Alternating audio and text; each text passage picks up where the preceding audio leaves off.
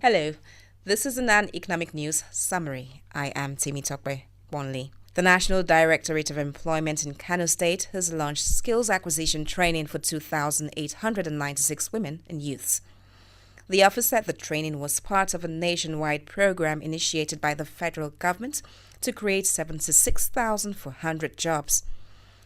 2,029 women will receive training in cosmetology, while 867 males will be trained in interlocks, tailoring, computer, electric, and satellite repairs.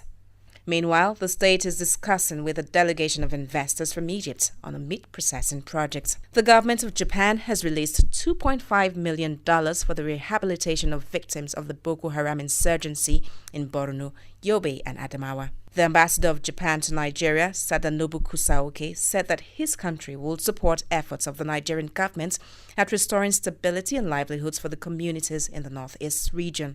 The Emir of Kano, Muhammadu Sanusi II, has urged the federal government to reduce unnecessary bureaucracy to woo foreign investment. Lamido at the U.S.-Nigeria Investment Summit in Washington, D.C. said that Nigeria had a strong economy and market to become an investment hub in Africa and as such needed a better approach at work ethics and investment.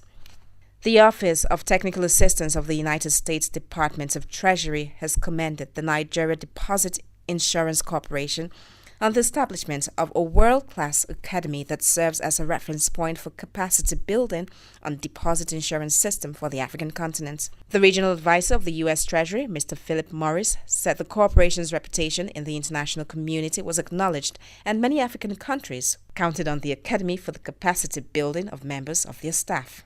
World Bank's International Development Association has launched a $1.5 billion bond, the first in its nearly 60-year history.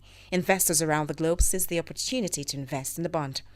The World Bank Group President, Mr. Jim Yong Kim, said that the launch of the IDA's borrowing program in the global capital markets will address some of its most pressing development issues. The European Investment Bank and the African Development Bank have agreed to support the newly established Development Bank of Nigeria to strengthen lending for business and agriculture investment in the country. EIB finalized a $20 million equity stake in DBN alongside a $50 million equity participation from the FDB. For details of these and other stories, log on to our website, nan.ng.